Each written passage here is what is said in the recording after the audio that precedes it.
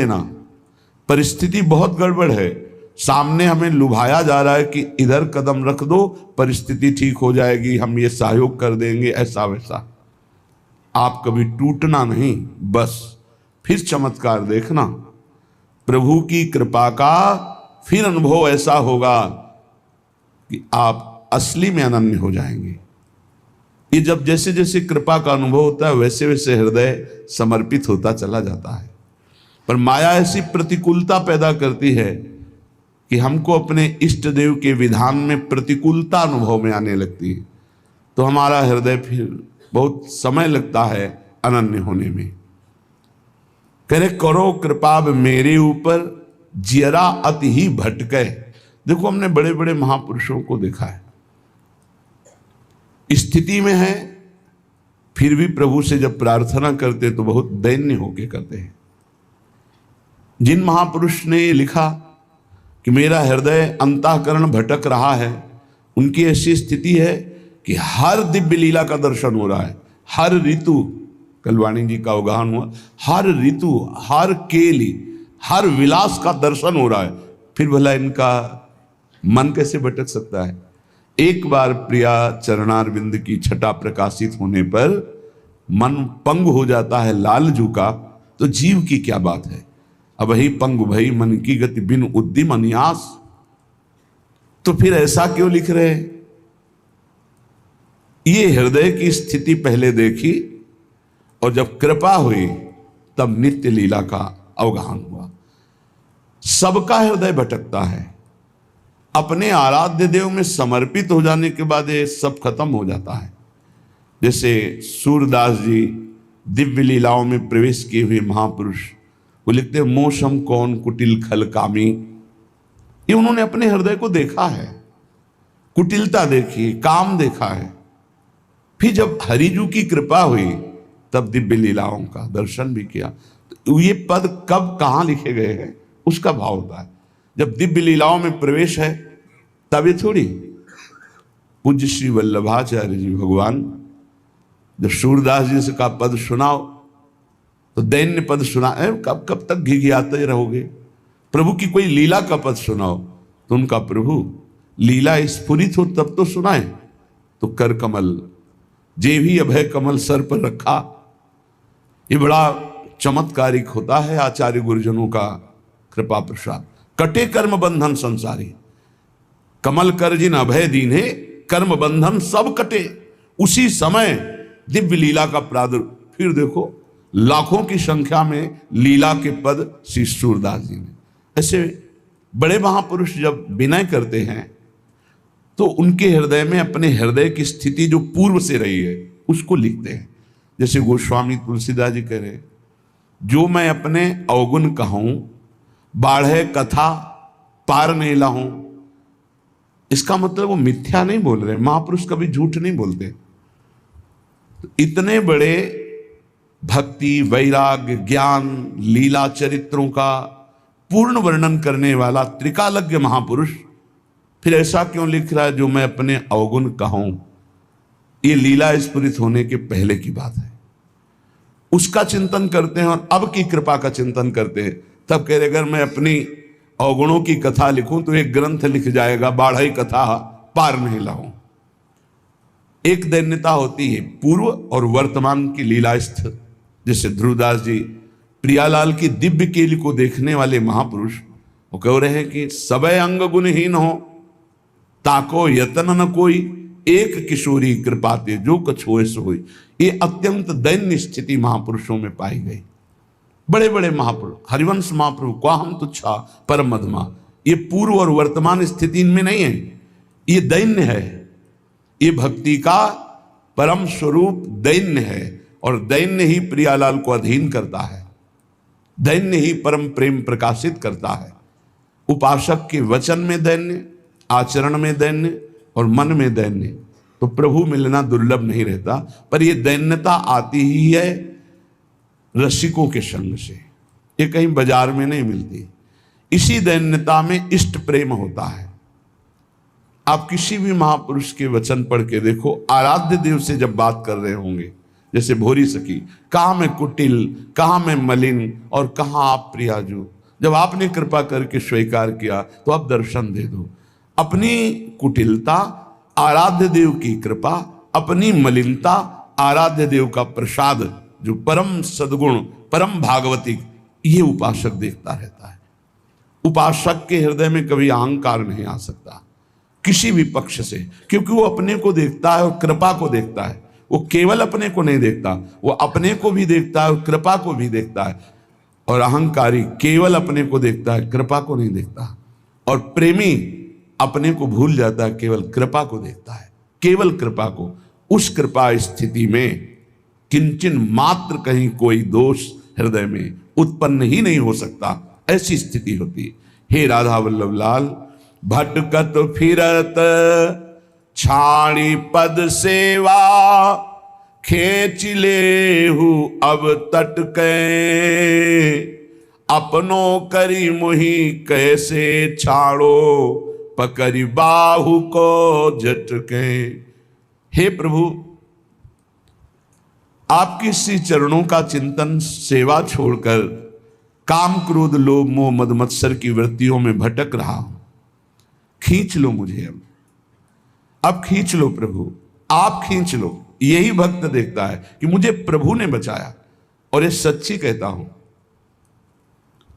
कितनी भी साधना कर लो, निर्विकार स्थिति केवल कृपा से होती है।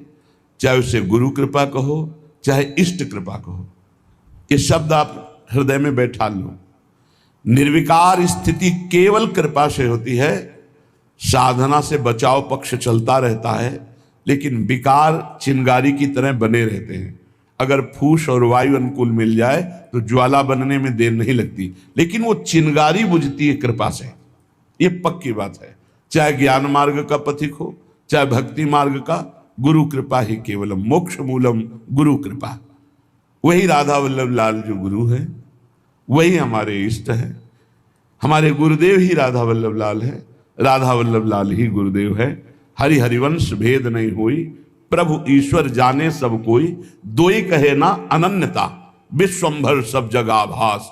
जस वर्णो हरिवंश विलास, श्री हरिवंश गाई हो। हे गुरुदेव, हे राधा वल्लभ लाल, बहुत भटक चुका, अब खींच लीजिए। और प्रभु बाह पकड़ के रखना, हम फिर भी छुड़ा के भाग सकते हैं।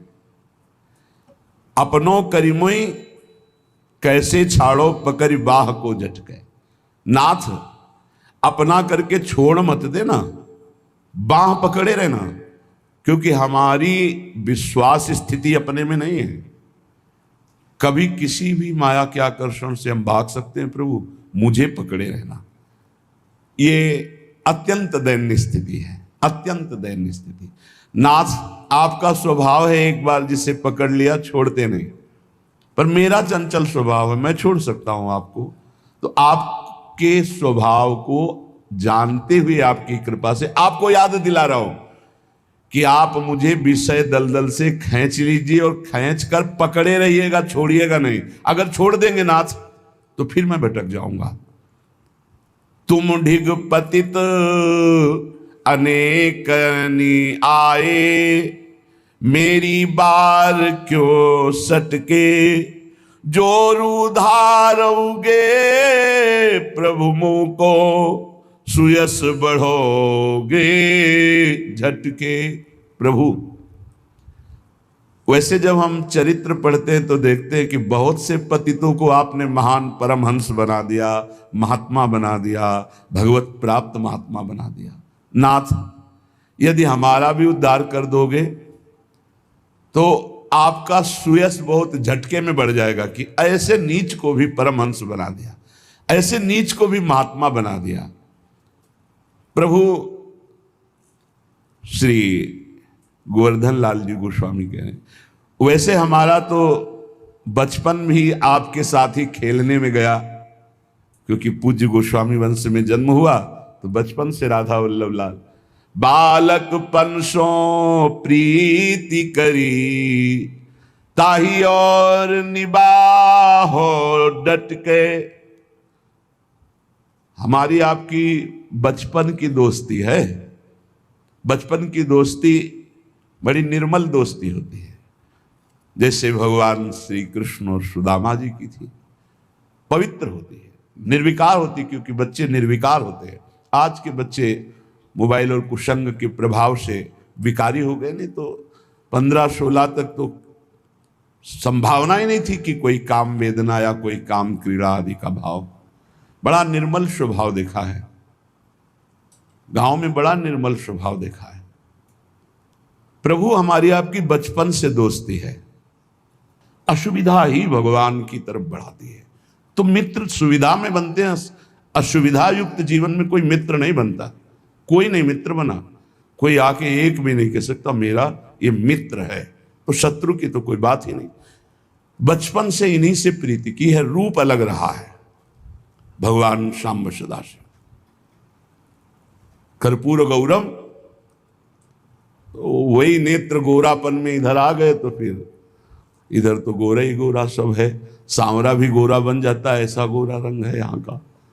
पर पहले प्रारंभिक जीवन चंद्रावतंशम, बड़ा सुंदर रूप है भगवान शिव का, बड़ा सुंदर रूप। आप समझो कि जैसे हमारी स्वामिनी जो सुंदरता की सीमा है, तो आपको सच्ची कहते हैं, एक रूप भगवान शंकर का ऐसा जो महान सौंदर्यमय है। प्रभु प्रभु ही है ना, वही तो सब रूपों में है। हृदय से जब प्रभु को समर्पित हो जाया जाता है, तब प्रश्न नहीं किया जाता।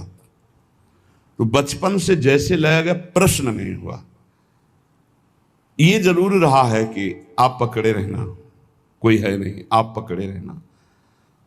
श्री गोवर्धन लाल जी के, मेरा तो सौभाग्य बचपन से आपके साथ खेलने का रहा। अब आप निर्वाह करो डट के, आप निर्वाह करो डट के। और वो करते हैं, पक्का करते हैं। जीव नहीं समझ पाता वो कितना प्रेम करते हैं। कुछ अंदाज लगती है अपने हृदय से, जब दूसरों पर भाव होता है तब लगता है ये तो मुझ अधम के हृदय का भाव है। मेरे गुरुदेव कितना प्यार करते होंगे और मेरे इष्ट देव कितना प्यार करते, क्योंकि तो प्रेम के समुद्र हैं। तो क्या चाहते हो आप? अब चाहत देखिए, क्या चाहते हो? तो बोले टहल करो जो हो ही रावरी, मोह मन अनत न मटके, दीन जान प्रभु करुणा कीजय, विनय सुनो झटपट के, जैसे हित गोवर्धन को यह दीजय, प्रेम सुधा रस गट के, श्री राधा वल्लभ लाल, चरण में नैन हमारे अटके। हे राधा वल्लभ लाल, मुझे आपकी केवल सेवकाई चाहिए। ये बड़ा प्रवीणता की मांग है। अगर प्रभु की सेवकाई मिल गई तो प्रभु अधीन हो जाते हैं।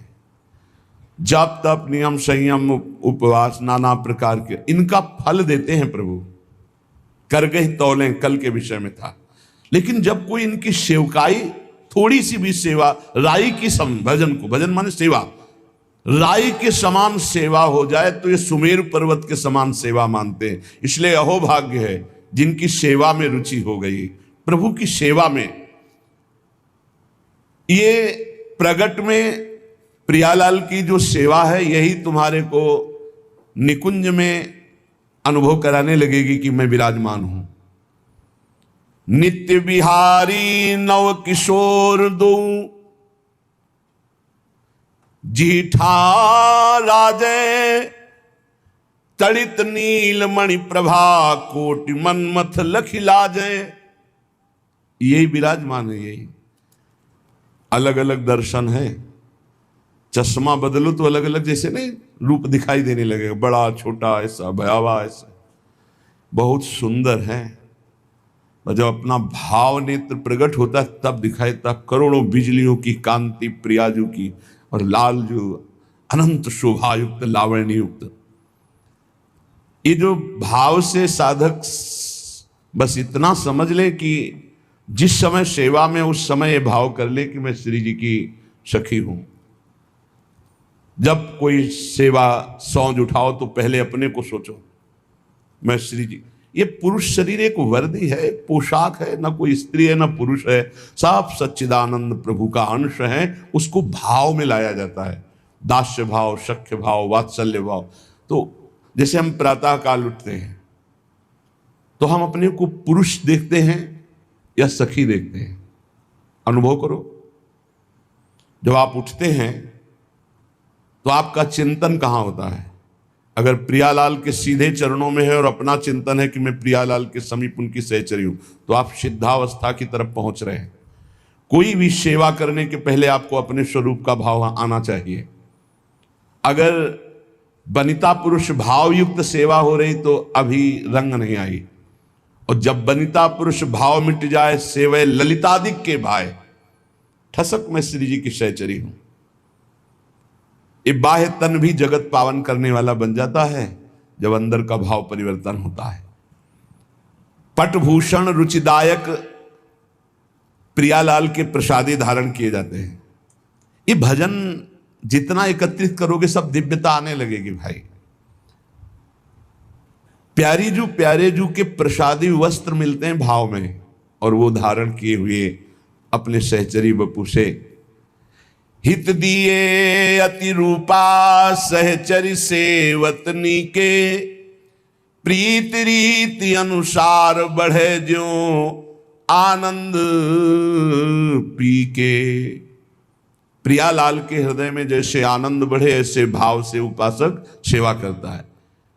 अब देखो, कोई भूषण बसन ललित श्रृंगार करावे, बहुत अपने उपासना की बात है। प्रियाजू के वस्त्रों को बहुत भाव से, मेरी प्यारी जू का यमुक वस्त्र है, यमुक वस्त्र से बहुत सम्मान पूर्वक धारण कराना है या विराजमान करना है, ऐसे नहीं।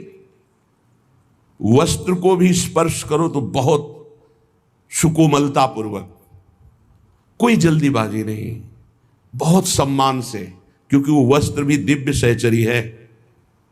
जिस समय हम धारण करा रहे हैं वो वस्त्र उस समय सहचरी है। भाव पूर्वक, तो जानते हो आपके ऊपर अष्ट सहचरियों की तत्काल कृपा होगी, वो एक एक चेष्टा आपकी देख रहे। प्रीति रीति अनुसार प्यारी जी को अमुक जगह वस्त्र, अमुक अंग में चिंतन करते हुए फिर धारण करवाना।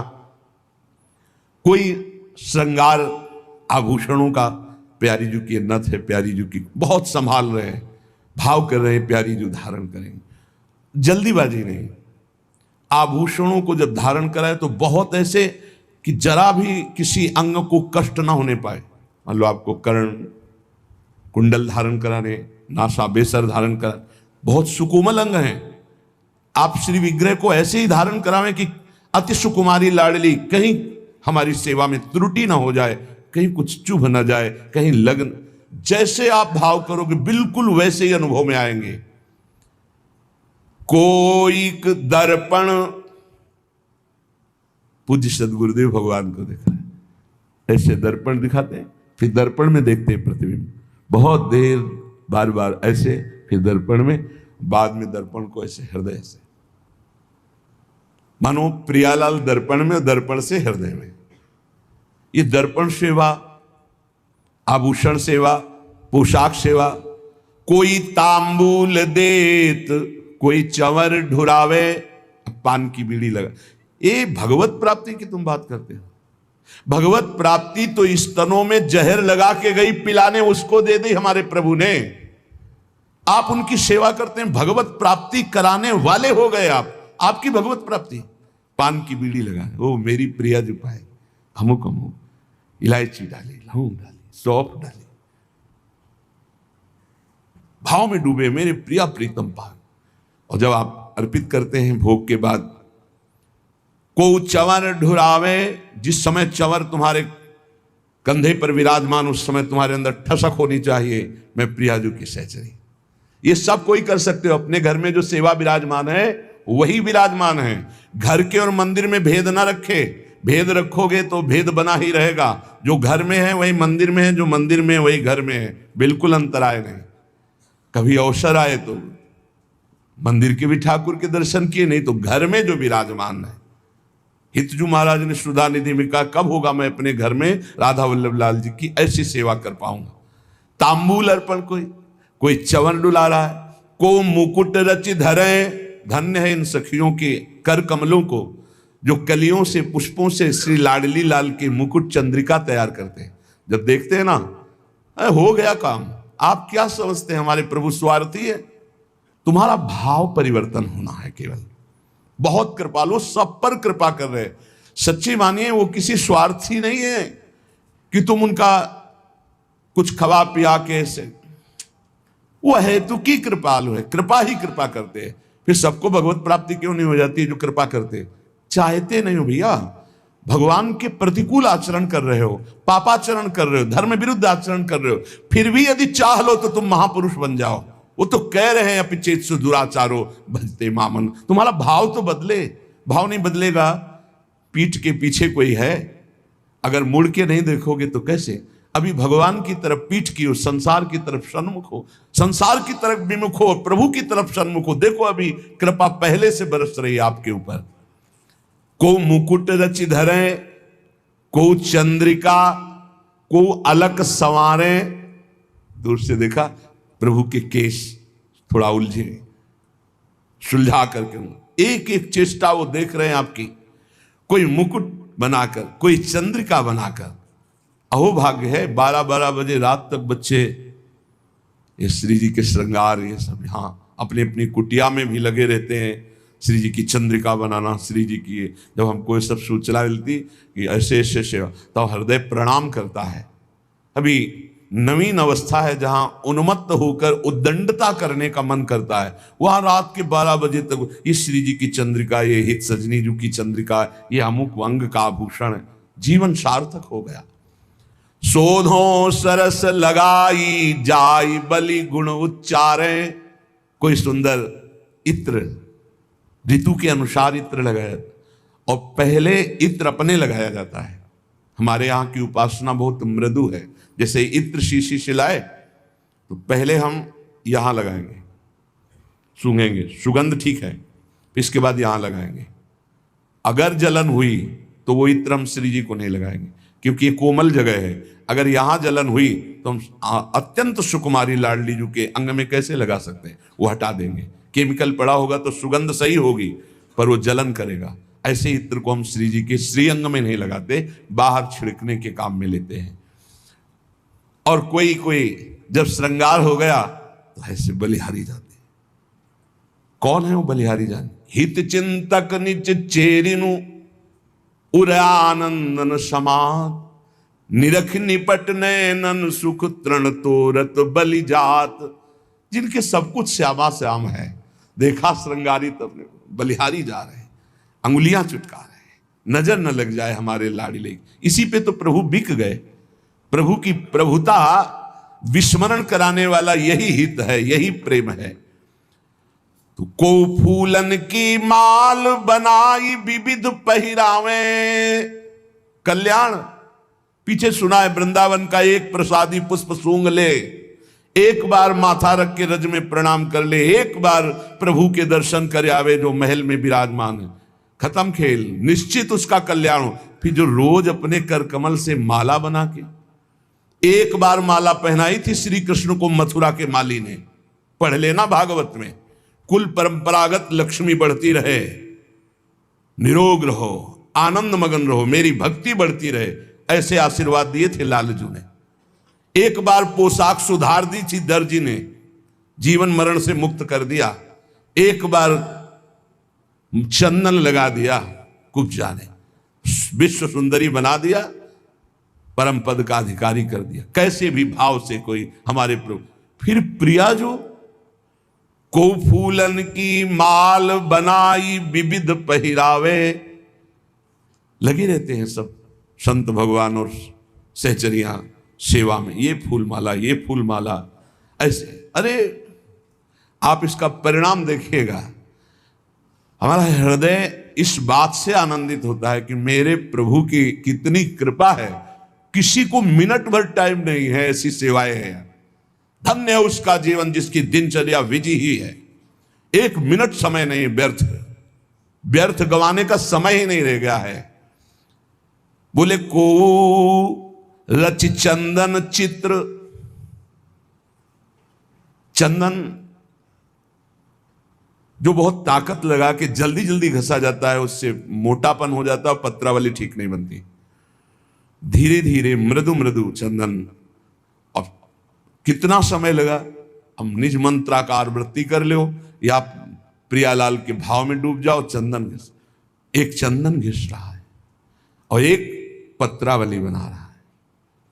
कोरज चंदन चित्र मकरिका पत्र बनावे, पत्रावली की रचना कर रहे, सुंदर सुंदर भाल पर श्रृंगार कर रहे। जावक इंगुर भाल सुहाग छत्र सिर धार्यो, शीश फूल कल कमल अशल जग जस विस्तार्यो। प्रियालाल का श्रृंगार कर रहे, भाव में श्री स्वामिनी जी के सुंदर कलियों से मांग भर रहे हैं, कभी इंगुर से मांग भर रहे हैं, कभी महावर से चरणों में महावर रचना कर रहे। अहो भाग, ये इसके सामने कोई साधन भजन काम नहीं करता। पूज्य पादुड़िया बाबा जी, माला चलाना सबसे हो सकता है, लेकिन मन को एकाग्र करके इष्ट देव की, गुरुदेव की सेवा में रहना, ये सबसे कठिन काम है। सुंदर शीश फूल की रचना करके बोले क्या होगा?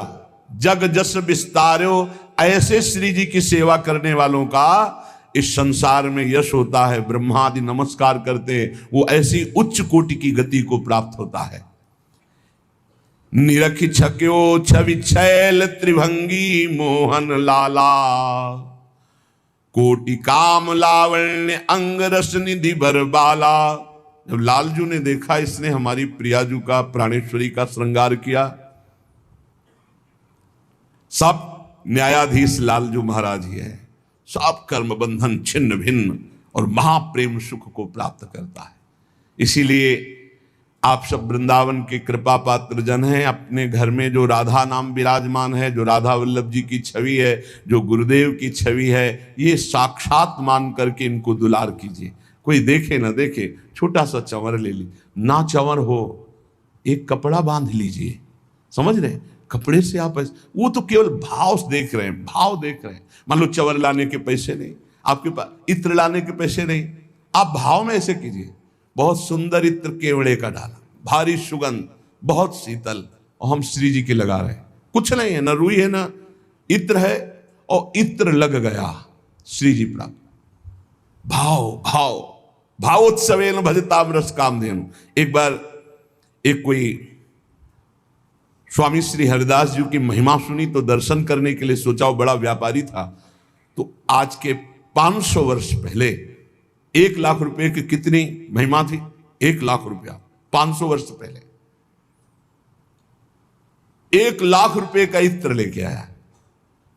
पता लगाया तो स्वामी जी यमुना के पावन पुलिन पर बैठे, आंख मूंदे। गया, दंडवत किया, स्वामी जी महाराज एक ये इत्र लाए हैं बिहारी जी की सेवा के लिए, 1 लाख मुद्रा लगा के। स्वामी जी का ला, आंख खोल के देखा भी नहीं, लिया, ढक्कन खुला उसका, ऐसे रेत में मारा ऐसे, और ताली बजा कर ऐसे। बड़ा दुख हुआ उसको, 1 लाख का इत्र लाए और रेत में फेंक दिया।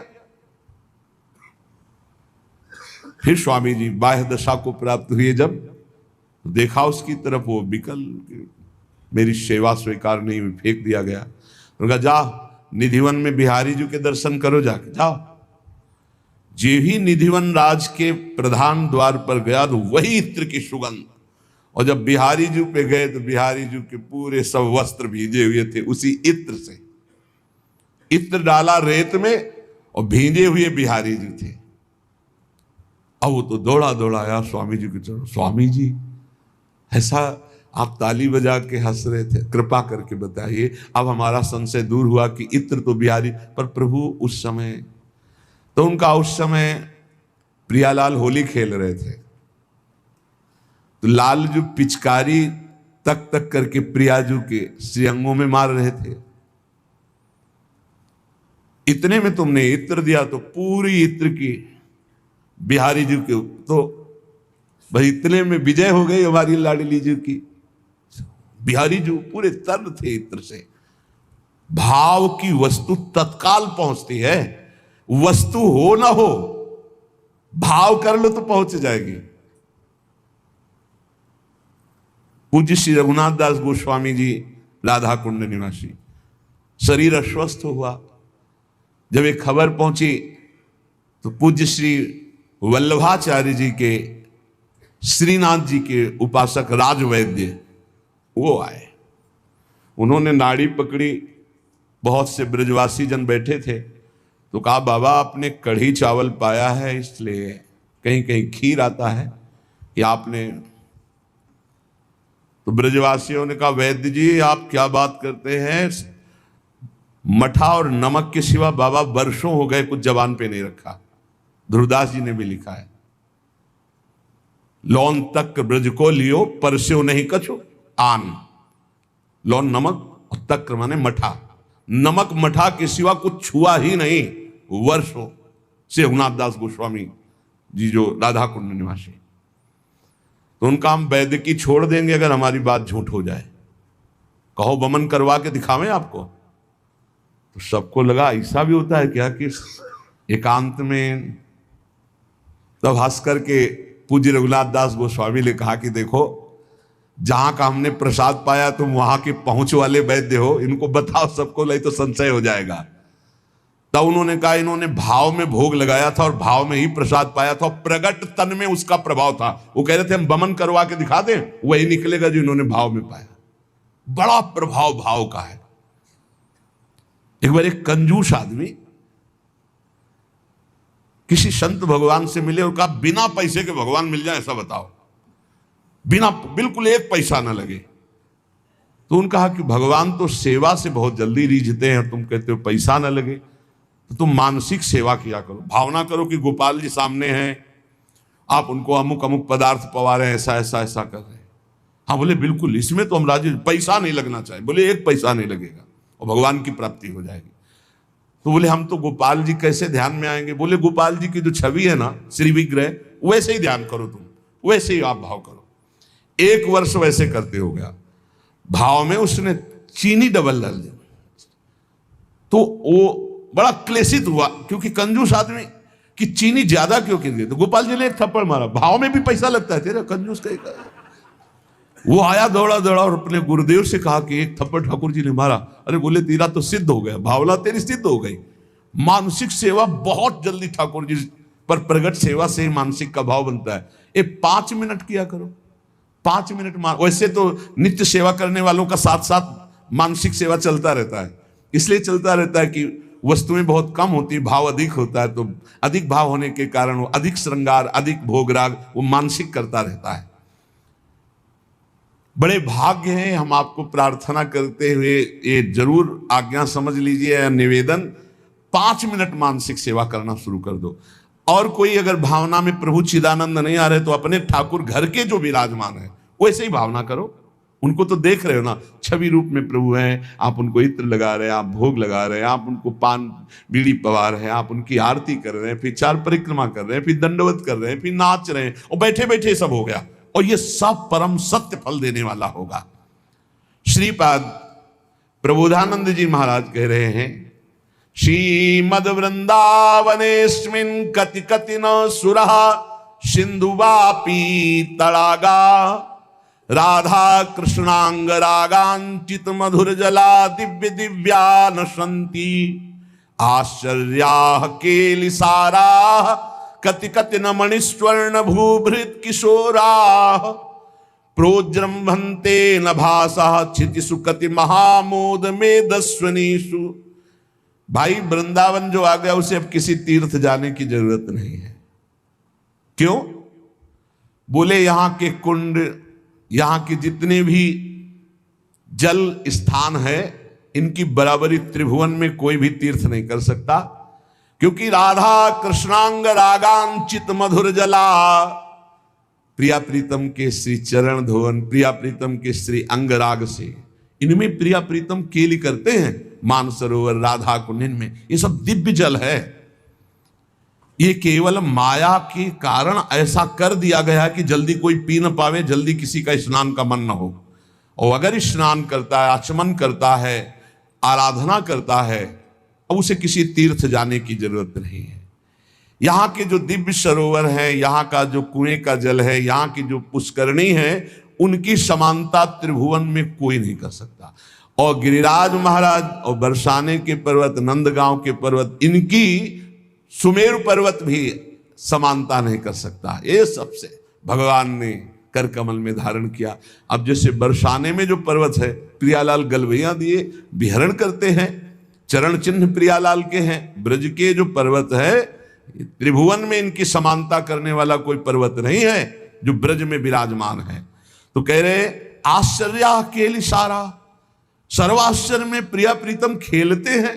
अब गिरिराज जी महाराज के समान कोई हो सकता है? इनकी तलहटे में इनके ऊपर प्रियालाल खेलते रहते हैं। इसलिए इस महाआनंद स्वरूप यदि वृंदावन का तुम्हें परिचय मिल गया है तो इधर उधर मन को मत दौड़ाना। यहां आने के बाद फिर और किसी तीर्थ जाने की, घर आ गए तो द्वार जाने की जरूरत क्या है? हरि के घर आ गए तो हरिद्वार जाने की जरूरत क्या है? इधर उधर जाने की जरूरत है, स्वयं हरि विराजमान। एक बार बाबा ने कहा कि हम चारों धाम करना चाहते हैं, वृद्ध शरीर हो गया है लालच। भगवान ने चारों धामों को कहा कि यही विराजमान हो जाओ पूर्ण रूप से। तो केदारनाथ, बद्रीनाथ सब यही विराजमान है, विश्वास करो सब यही विराज। एक बार यदि आप ब्रज आ गए, अब आपको किसी और तीर्थ जाने की जरूरत नहीं। मोहिन्याम अपि नास्ति मेदभूत मति का पार्वती का उर्वशी कावान्यावर वर्णनी रतियुता यच्चेटिकांग छटाम। भाई यदि वृंदावन आ गए हो और इस रज रानी का सेवन करोगे, रसिकों का संग करोगे, तो तुमको एक ऐसे स्वरूप की प्राप्ति होगी कि जो त्रिपुर सुंदरी भगवती का भी वैसा स्वरूप नहीं है, और इतनी सामर्थ्य प्राप्त होगी कि उर्वशी की भी ताकत नहीं है कि तुम्हारे मन को चलायमान कर दे। सच्ची मानना, ऐसी स्थिति प्रियाजू के गोरे चरणारविंद की उपासना से प्राप्त होती। उर्वशी की भी ताकत नहीं कि मन को चलायमान कर सके, और ऐसा सुंदर वपु है कि त्रिपुर सुंदरी भगवती का भी नहीं, जैसा श्री जी की दासियों का है। कावान्या वरवर्णिनी, फिर और कोई युवती हो ऐसा त्रिभुवन में, ऐसा असंभव।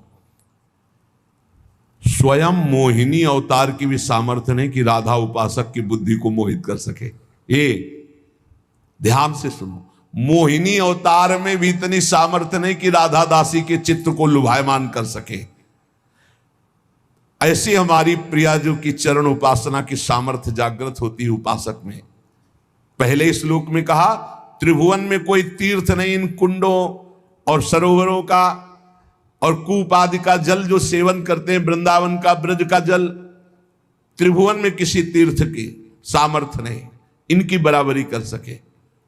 कई बार सुनाया है, एक बार तीर्थराज प्रयाग के पास गर्ग संहिता में प्रसंग आता है, देवर्षि नारद जी गए और कहा तुम्हें याद है तीर्थराज प्रयाग हो तुम, सब तीर्थ 6 साल और 12 साल में आकर के कर देते हैं तुम्हें, कभी ब्रज के कोई तीर्थ नहीं आए, गिरिराज जी, वृंदावन, कोई भी तीर्थ, और तुम समस्त भूमंडल के तीर्थों के राजा हो, देखो रजिस्टर में अपने। हाँ, उन्होंने कहा ये तो कभी नहीं है। तो बोले किस बात के तीर्थराज हो तुम? तो उन्होंने प्रभु को पुकारा, प्रभु आए, कहा प्रभु आपने हमें तीर्थराज बनाया, लेकिन ब्रज के तीर्थ तो आते नहीं। तो उनका तीर्थराज बनाया, अपने घर का राजा थोड़ी बना दिया है। ब्रज हमारा घर है, तुम तीर्थों के राजा हो। तो बोले प्रभु एक और प्रश्न करना था कि सब तीर्थ आ करके हमको कर रूप में पाप देते हो, हमारे ऊपर बहुत पाप लद जाता है। तो बोले जो अर्ध कुंभी और कुंभ, इसमें आकर के सब जन और तीर्थ प्रयागराज में अपना पाप छोड़ते हैं, तो तुम हमारे वृंदावन में आके कुंभ मना लिया करो। तो यहां भी लगता है कुंभ। तो प्रयागराज आते हैं और यहां परिक्रमा देते हैं, यहां की रज में लौटते हैं, पूरे भूमंडल का पाप और अपना जो एकत्रित किया हुआ है वो सब यहीं भस्म करके तब जाते हैं। आप विचार करके देखिए, तीर्थराज प्रयाग भी जहां पावन होने के लिए आते हैं, कुंभ लगता है हमारे वृंदावन में। ये है वो परम धाम वृंदावन। पहले श्लोक में महिमा वर्णन की कोई तीर्थ की समानता नहीं कर सकता। दूसरे में वृंदावन जो भाव देह की प्राप्ति कराता है, तो इतना सुंदर रूप है राधा दासी जो त्रिपुर सुंदरी भगवती का भी नहीं। और इतनी सामर्थ्य होती है उस उपासक में कि उर्वशी और मोहिनी भगवान भी उसे मोहित नहीं कर सकते। इतनी उच्च कोटि की प्रेमावस्था होती है राधा दासी भाव के उपासक में। पर सही संग मिल जाए रसिकों का और सही मन से उपासना प्रारंभ हो जाए धाम की, तो बहुत जल्दी प्राप्ति। श्री भगवत ऋषि जी महाराज कहते कि भगवत जन चकरी कियो सुरत समाई डोर। ध्यान दें, भगवान का जो जन है या प्रियालाल का जो जन है उसकी सामर्थ्य क्या है? सुरत समाई डोर, प्रियालाल की स्मृति में डूब गया। ये बहुत बड़ी बात है। यहीं से भावदेह की प्राप्ति होती है। स्मरण हर समय, मान लो जिस समय आप स्मरण रहे तो बहुत बड़ी हानि है। हानि हरिवंश के नाम अंतर पड़े, अभी समझ में नहीं आ रहा है क्योंकि प्रमाद स्थिति है। नहीं, एक क्षण विस्मरण होने पर भारी अशांति पैदा हो जाए। भगवत जन चकरी कियो सुरत समाई डोर, जो सदैव प्रिया प्रीतम के चिंतन में रहते हैं तो प्रिया प्रीतम उसे अपने हाथ का खिलौना बना लेते हैं। सूरत डोर में वो डूबा हुआ है, प्रिया प्रीतम उस अपने हाथ का खिलौना बनाकर रात दिन उससे वैसे ही खेल कराते हैं जिससे महामंगल जगत का होता है, जिससे प्रियालाल के प्रेम रस में वो डूबता है। अब वो स्वयं करता नहीं रहा क्योंकि उसकी सूरत, उसकी स्मृति प्रियालाल में, तो पूरा भार प्रियालाल उसका ले लिए। कोई भी कार्य बिना आज्ञा के, बिना समझ के मत करना, नहीं फंस जाओगे। जो कछु करो सो आयस या समझ के, और बिनु समझे करे नाई, और बिनु समझे जिन जिन करी परे अंधतम माई। कोई भी कार्य करो या तो आज्ञा हो तो विचार करने की जरूरत नहीं, यदि आज्ञा नहीं हुई तो विचार करके करो, बहुत सोच समझ के। जिन्होंने विचार नहीं किया, बिना विचारे जल्दी जल्दी कर बैठे, तो बोले फिर अंधे कुएं में गिरते। बिना विचारे जे करे ते पाछे पछताए। और जब तक अनुभव ना हो जाए तब तक प्रवचन कभी ना करे। बहुत पतन का मार्ग है ये। आपको लगता है भूरिदा जना, ये भूरिदा जना वो हैं जो प्रभु के प्रेम में मतवाले होकर भगवत चर्चा करते हैं। इससे भूरिदा जना नहीं होता। भगवत ऋषि जी डांट लगा रहे हैं उपासक को।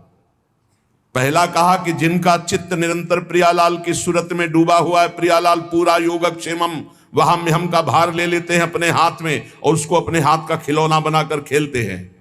दूसरा कहा बिना आज्ञा बिना समझ के कोई कार्य मत करो, सोच समझ के आज्ञा युक्त कार्य करो, नहीं फंस जाओगे। तीसरी बात कह रहे हैं जब तक साक्षात्कार ना हो जाए तब तक प्रवचन मत करना किसी को। भगवत चर्चा परस्पर करना अलग बात है, उपदेशक बनना, गुरु बनना, समाज सुधारक बनना, जब तक भगवत प्राप्ति न हो जाए तब तक न करे।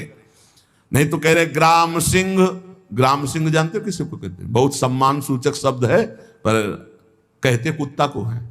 ग्राम सिंह किसको कहते हैं? कुत्ता को। ग्राम सिंह भूस्यो विपिन देख सिंह को रूप, सुन सुन भूषे गलिन में सबे स्वान बेकूफ।